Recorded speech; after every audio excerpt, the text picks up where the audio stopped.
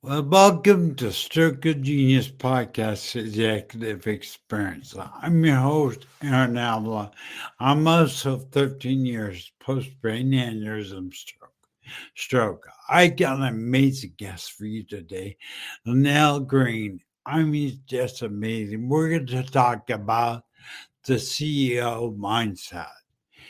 And let me tell you, if I was going to say someone's to listen to is about mindset and really being successful in business, listen to the letdown. You'll see why in a minute. So let me bring you on. Hold on one just minute.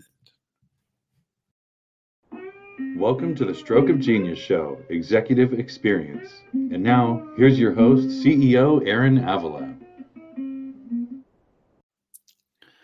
Good morning, beautiful. Good morning, Lynell.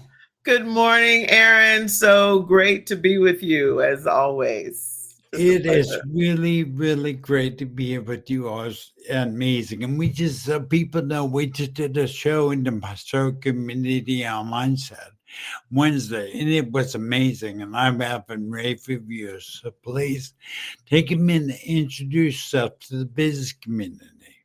Great. Wonderful. Well, first of all, I want to say, Aaron, I am the CEO of my company, and I've had this amazing business journey. But one of the things that has been present through the whole journey is the fact that I never stopped caring for people and never stopped caring for my community and never got too busy for my family. Or I should say, once I saw that I corrected it quickly. So I want to lay that foundation because sometimes we can get fascinated with the professional accolades of somebody. And really, if they don't care about other human beings, then it's really nothing to be impressed about. Sorry. True. Just that. So my background, Aaron, as you know, is in accounting and finance. That's what my bachelor's degree was, in accounting, business admin and accounting. And then I went on to become a CPA and work for an international CPA firm. And from there, I was a treasurer of a public company. I was a manager of the tax department for a public company. I've had my own CPA firm, and I've done consulting in various industries and various types of businesses literally around the world. And then I also have been coaching and leading leadership courses for now close to 15 years because I love watching people grow and develop. I love the privilege of being in the lives of the people I coach, and also the organizations that I work with. Some of my clients now include Facebook and Instagram and WhatsApp and Netflix and Microsoft. I have executives that I coach in those organizations, and every week I'm in at least 5 countries. So I have a unique opportunity to not only make a difference with these people, but with my clients, but also with their global communities, which I love. I love the diversity, and I love the privilege that it is. You know, there's nothing more exciting than loving what you do, and your passion, your excitement come through the camera. You know me, I think your energy is amazing, and I think what you're doing out there in the world is just amazing too, and you care. Yeah. You see people as people, as individuals, not as just a corporate number or just a figure or something like that. You actually care, and that means that it comes on your work. Thank you for doing that. Oh, privilege, absolute privilege. Yeah. All right. Well, let's get on into it. I get my questions. I got some questions for you. I put up. I really want to know. Let's jump right into it, because first of all, I want to know what you think is critical for a CEO to be successful in this life. What is critical attribute of that CEO? Yeah, so that's great. So one of the things, as we know, Aaron, if you're the CEO of an organization, you're responsible for everything and everybody, right? And so the product, the service, the people that are helping you provide that product or service. And I think to be effective as a CEO, you have to be interested and committed to developing the company on various levels. So of course, the obvious levels are you have competitors, you have to make money, you have to watch your cash flow. You have to do what it takes to keep that company alive. One of the things that I say is, as a CEO, you actually now are the caregiver of a baby many times, especially if you're the founder. You're birthing that baby. If it's a more mature company, you have to do what's necessary to keep that particular organization growing and healthy. And that's your first job as a CEO, because if you let the company fail, then there's nothing for you to be the CEO of. But if you don't honor the people that are helping you get that done, and they're just numbers on a spreadsheet, then maybe you'll still survive. There's many companies that still survive with that attitude. But I can tell you that because I coach people at all different levels of an organization, the quality of the work that you get from people is so distinct when they know that you care, when they know that you actually are interested in their career path and their growth and development. Now, you can't sacrifice that concern for the health of the company. I understand that. You're running out of money and you have to have layoffs. I understand that those things happen. But fundamentally, you want to honor the company and honor the people that are helping that company run. I think then all of the other steps, managing risk, managing competition, managing global challenges, managing technology and the speed in which it moves, managing risk, making sure you're doing the healthiest things that you can for the company are all fundamental. But I think at the end of the day, honoring the company and its mission and vision and honoring the people that are helping you fulfill on that are the critical foundation. That is so refreshing to hear, because so many, and I worked for several as a general manager company where the owner's house is numbers, not as people. And every extremely successful person and entrepreneur and CEO cares about their people. It's like a big family, and it's amazing they care about the employee. There are many that are the big corporate talk he had, and you're right, they don't get the performance of the people. That's right. They can watch a clock. They don't do the work. But so it's great to hear you say that you come by caring place. Well, and I also think that, especially when you get to like the director level and the VP level, most of my clients work for large organizations. So they're not connected to the fact that when they decide that they want to lead in a particular direction or launch a particular product, the people that are going to be doing the programming and actually doing the launching are maybe 5 layers away from where they are. So they're at the microphone saying, we're going north. This is our true north. And the people that are going to be actually making sure that happens they may never even meet. So to create a culture where everybody knows that where their role is, because that's when we talk about the CEO mindset, part of that is making sure everybody understands, not just the CEO. Like if I'm one of the people that's carrying the boxes into the warehouse, do I understand how important I am in the whole picture? And have you as a CEO made sure that I'm clear that me carrying those boxes in and out of the warehouse is actually making a difference for these families around the world, for the clients that we have around the world? Is that appreciation and acknowledgement flowing all the way down to me? And I think that's where the CEO, the ones that are great, have that aptitude that I need to make sure everybody, whether it's 5 people, 500, 5,000, 50,000, 500,000 people that I'm accountable for as a CEO, that I make sure everybody understands their role and that their role is critical. And like I said, sometimes CEOs have to make tough calls. I understand that. But I think there's a whole nother level of acceptance. If I'm the guy carrying the stuff from the warehouse to the truck and back and forth, but I know you care about me. And then the day comes where we're like, you know what?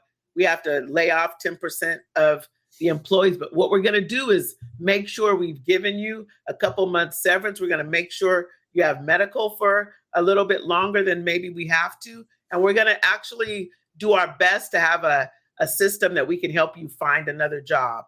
We're going to have a committee that can work with you. There's a way to do it even if it's a layoff, in a way that you still show that you care, that you had to make an unfortunate decision, but you still show that you care. And then there are times that you have to pivot as a CEO, that what you were doing, especially in technology, we all think about Blockbuster back in the day, right? Where we were go get our VH tapes and bring them back, and then it was a CD and bring it back. And then, as we know, they're gone, and they're gone. Many times we talk about technology is why they're gone, because they didn't evolve. But the other reason they're gone is because they didn't manage their money well, because they thought it was going to keep coming in forever. So they had to file bankruptcy. But more importantly, there were people in their organization, as they dig deeper, that were waving the flag like, look, this is going to be obsolete. Like, eventually we need to have another plan. But because they were making so much money, they weren't listening. So that's the other component. If you have connections with everyone in the organization, there are people that are on the front line that actually can see that, wait a minute, if we do this another way, this other way is more efficient. And sometimes you have to be willing to, I say, get in the elevator and go down to the basement, go to the manufacturing floor, and actually find out what's going on. And actually, a lot of gold is with the people that actually have their hands on the work. Yeah, that's powerful. And now, people, entrepreneurs, executives, you need to hear this. The connection between you and your employees, that it's like a family, so to speak. That guy carrying the boxes is just as important as the ladies or the man that's cleaning the toilets. Doesn't matter. You need to know each and every one of them and be connected with them and empower them. That's what I think they're talking about, Lynell, is empowering them, because by you being connected, you're empowering that employee. And I think it's amazing. I feel it's great.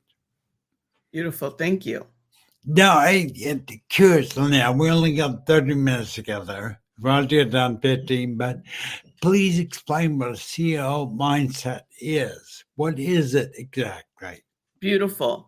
So some of it is what I just was speaking to, Aaron, but I think beyond the CEO, if everybody in the organization was encouraged to have what I call the CEO mindset. So not just the CEO, but let's say I am the person carrying boxes in and out of the organization. Has my manager taken the time to say, look, okay, we're working for an organization. These are our major competitors. This is why we do the things that we do the way that we do them. This is where we see you have an opportunity to grow and develop, so that the person carrying the boxes has a future there if they choose to. If you impart the CEO mindset in all the different layers of the organization, then people have a different level of ownership. Like, I know how I fit in here. So yes, I have a CEO, but if I embrace a CEO mindset, then I'm understanding the corporate strategy. I'm understanding the values. I actually am embracing the mission and the vision. So even if I'm carrying boxes, if the time is taken to make sure that all of that is also understood, and I think sometimes people in the C-suite misunderstand, and they think the people that are carrying the boxes, well, like it's above their pay grade. Well, they're living their life. They're managing their budget at home. They have expenses. They have debt. Many of them have children, families they're managing. They understand what it's like to manage on that scale. If you embrace their intelligence, they can actually understand like what the company's doing. It's not too complicated. You have to break it down in a way that every layer can understand it. Then you're bringing the CEO mindset to everybody. And you're also honoring their intelligence, honoring their commitment. Now, there'll be some people that are like, I just want to do my job. I want to come in, go out. Fine.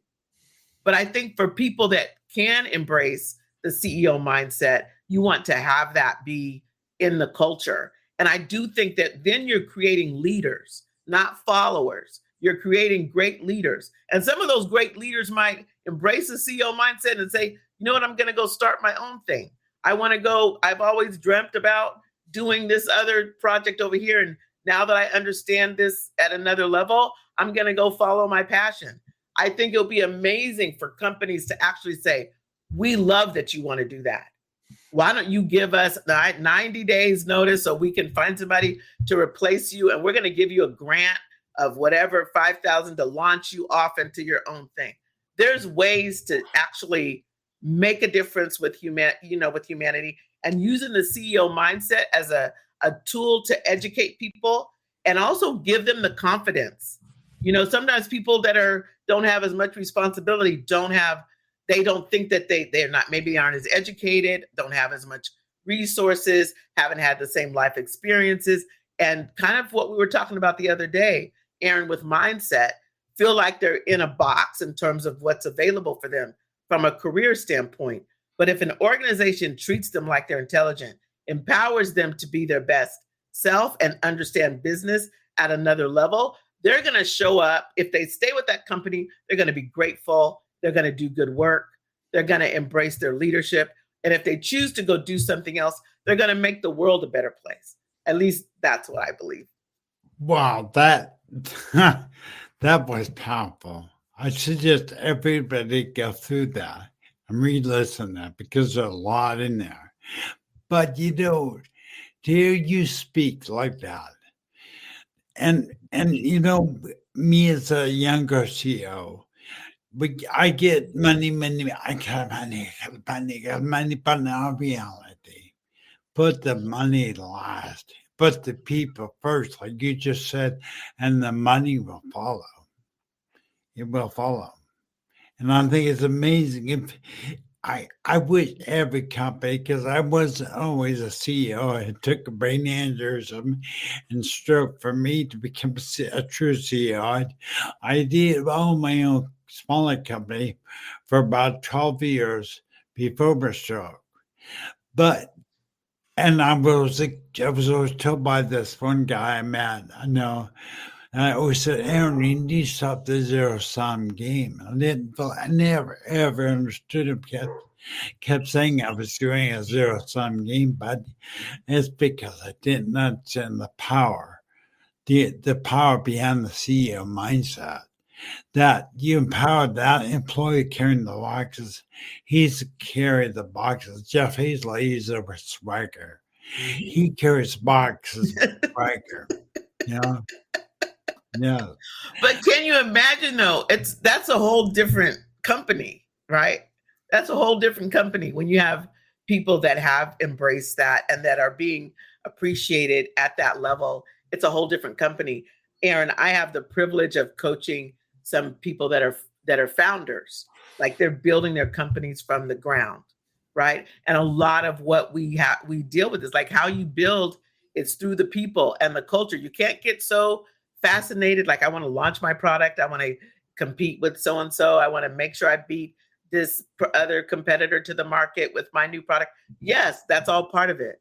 But if you're not building a culture, if you're treating people like they're machines and all you want is more production out of them, then you're not building a culture that ultimately is sustainable for you as the founder. The people won't stay around because they don't feel seen and known and appreciated. Don't feel, people don't want to be tolerated. They want to be appreciated. And so you can embrace as a founder that you are impacting the lives of people and take it seriously. Like, it's not just about you getting what you want to get done. Gosh, man, That is just amazing what you're saying, sister. That is just amazing. I hope the every no, let me disagree. Down. I got another question, but I did something. If you guys want, if you like what resonates, what the endless saying resonates with you, I'm going to pull up a QR code. You can scan this with your phone, it'll take you right to the website. Go to the contact us and contact her. I guarantee you, if you take on this transformation of attitude, that's like to change your mindset. You will reap the rewards, and the rewards will come financially because you put the people first in your life, in your company. Then you're gonna reap the rewards because they're gonna be more productive. They're gonna produce more. They're gonna work harder. And it's all the benefits. So please feel free to call Lynell. I'm not employed. I wish I could work for her. Thank you, I Aaron. do. And then now you have a book coming up. We're running out of time as usual, but you tell me about the book you're writing and what's coming up.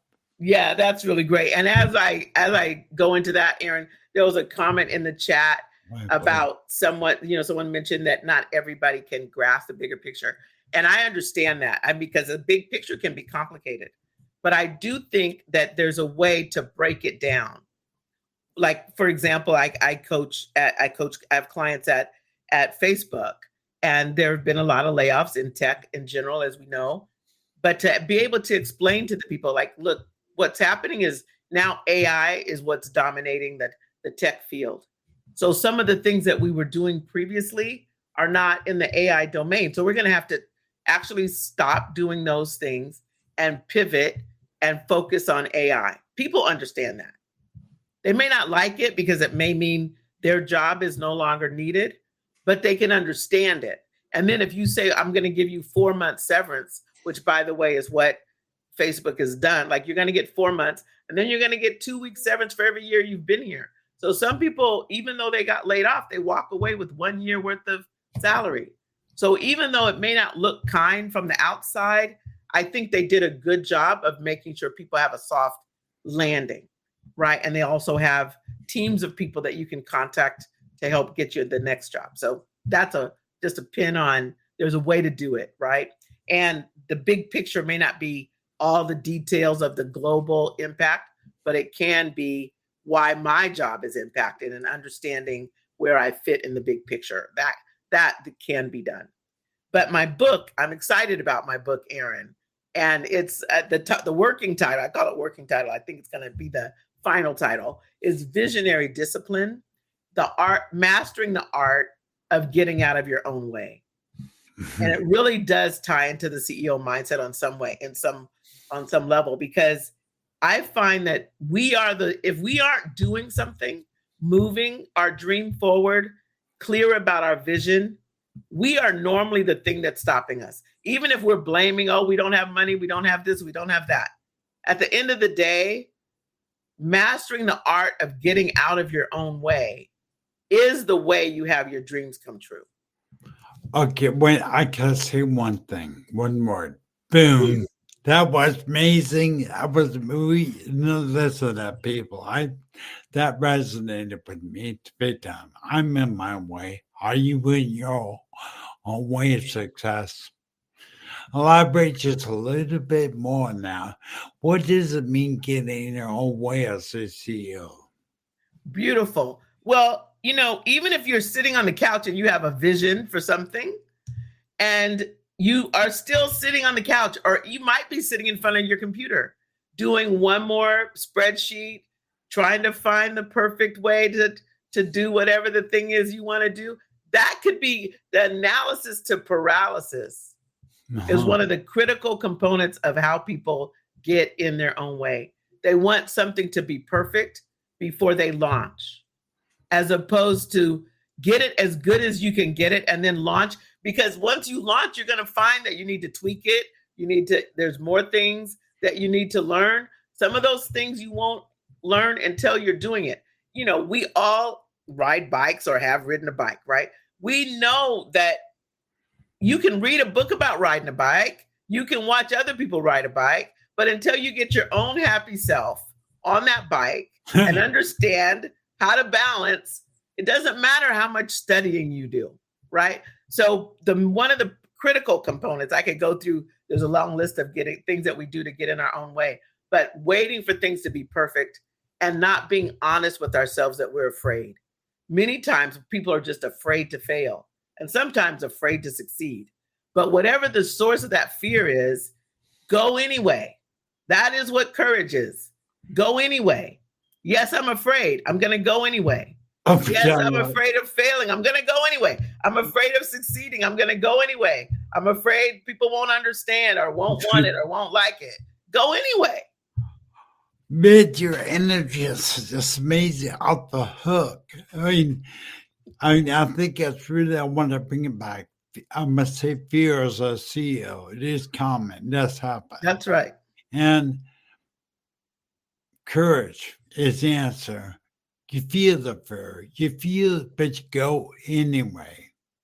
So, Lynell, we're getting down the answer. I could ask you, if somebody wants to get a hold of you or do business with you, call you in because I am assuming you have a consult and see if you're fit for them. How did they get a hold of you? Well, my email address is Lynell at lynellsplace.com, which I have right there with my name. Or you can actually go to my Instagram or my TikTok or my LinkedIn, and LinkedIn is probably the best place to get me. The other two are just where I get to chat with people about whatever's on my mind. And it is, they look you up LinkedIn as Lynell Green. There's a middle name somewhere. Lynell Renee Green. That's right. Because there was another Lynell Green, so we had to put my middle name in there. Mm-hmm. Okay, so I'm telling you, people, if you want to have a transformative experience in your company, now, I don't care if you're a smaller startup or a big corporation, call Lynell, Stro TV media endorser fully. And I think I could put my trust and my honesty in her hands and know she's going to take care of you. So definitely get over it. Lynell, I cannot tell you once again, it's been amazing having you on my podcast. Thank you so much. Is there a final word you want to say within anything? Well, Aaron, I always love being with you. Thank you. You are someone that has faced your fears and have launched, making a difference in the world. And I just appreciate the fact that you are an example of what we talked about today. And you definitely love and care for people, your stroke community, and all the people that you interact with in the world. So thank you for who you are. And I love saying like today is the first day of the rest of your life. Okay. Man, give me a cry. I feel so emotional right now. But Lynell, thank you so much for being there. Appreciate it. Thank you for what you're doing out there. And I really appreciate your energy. Thank you very much. Oh, you're welcome. Bye, honey. Bye.